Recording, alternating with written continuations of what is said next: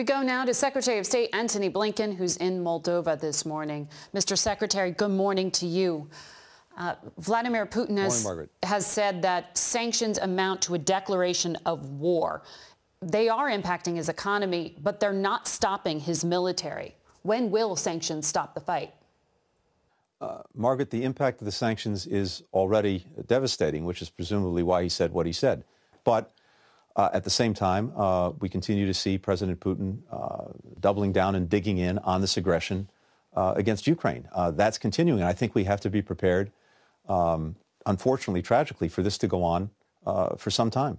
NATO has said none of its 30 members are willing to set up a no-fly zone. President Biden has been very clear he has no interest in that or combat troops. But what more can the United States do here? If, for instance, the Polish government, a NATO member, wants to send fighter jets, does that get a green light from the U.S., or are you afraid that that will escalate tension?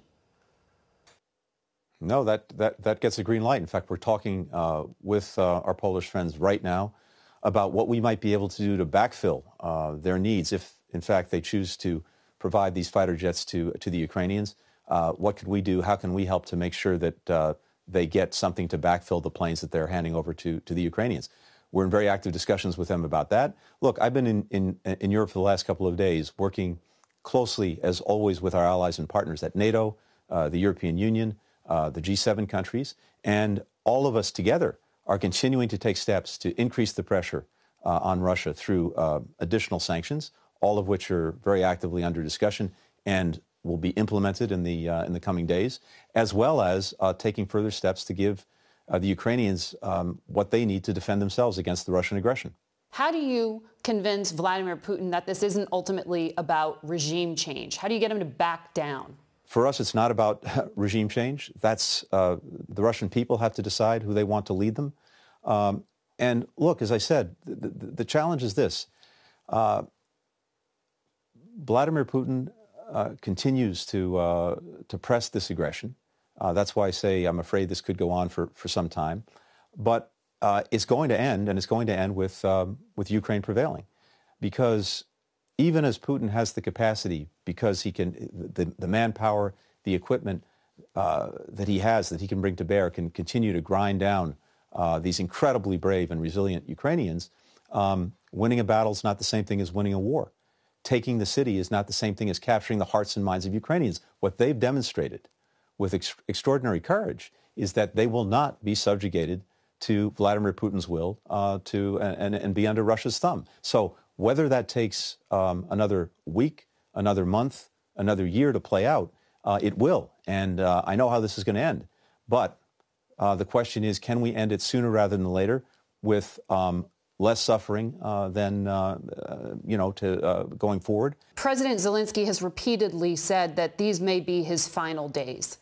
If Russia kills him, what will be the consequence? And are you working on a contingency plan to support a Ukrainian government without him at the helm? The leadership that the President Zelensky has shown, the entire government has shown, is remarkable. They've been the embodiment of this incredibly brave Ukrainian people. I was just a day ago in Ukraine, at least about 15 feet into Ukraine, with my friend and colleague, the Ukrainian Foreign Minister, Dmytro Kuleba.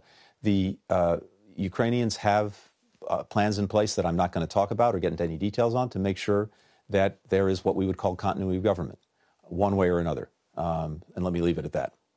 I also want to ask you about another massive diplomatic undertaking, and this is the attempt to negotiate a deal to put a cap on Iran's nuclear program. Yesterday, Russia's top diplomat, Sergei Lavrov, said he wants you to personally give him a written guarantee of exemptions from sanctions in order to keep cooperation on the nuclear deal. Are you giving him that? Is the entire Iran deal at risk? The sanctions that are being put in place and that have been put in place on Russia have nothing to do with the Iran nuclear deal and the prospects of getting back into that agreement. These things are totally different and are not in any way linked together. So I think that's irrelevant. It's also in Russia's interest, irrespective of anything else, for Iran not to be able to have a nuclear weapon or have the capacity to produce a weapon on very, very short order.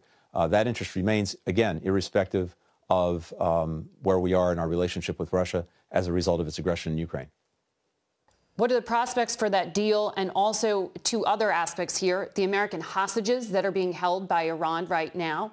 And do you see the prospect for Iran agreeing to stop threatening people on U.S. soil like they did a journalist living in New York, like they have threatened your predecessor, Secretary of State Mike Pompeo?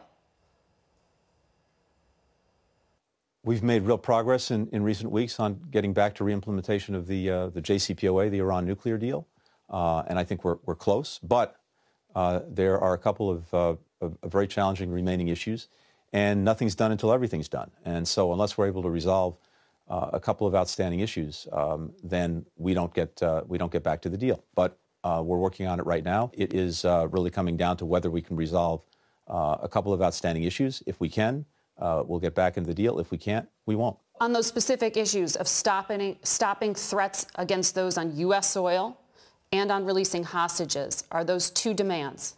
We're going to continue to do everything we possibly can to get detained Americans, arbitrarily detained Americans, home, whether it's Iran or anywhere else. And that's something we're working, again, every single day.